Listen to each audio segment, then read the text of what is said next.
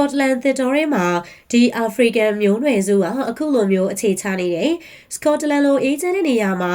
Calabar နိုင်ငံတော်လို့အမည်ပေးထားတဲ့လူ၃ဦးက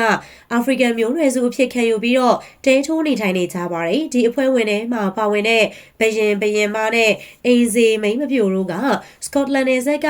Deborah မြို့အနီးသစ်တော်ထဲမှာစခန်းချနေတာပါ။သူတို့ကလွန်ခဲ့တဲ့နှစ်ပေါင်း400က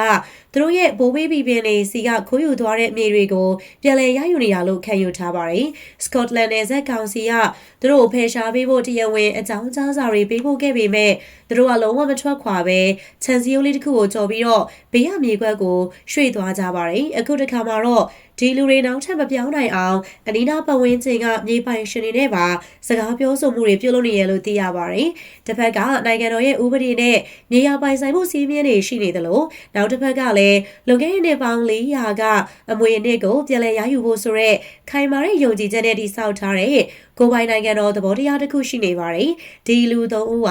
သူတို့ပြောသလိုဆက်လက်တောက်ခံပြီးတော့နေမြဲမလားဒါမှမဟုတ်ကောင်စီရဲ့ဥပဒေကြောင်းအရအရေးယူမှုတွေကြောင့်ထွက်ခွာသွားရမလားဆိုတာစိတ်ဝင်စားစရာပဲဖြစ်ပါတယ်ရှင်။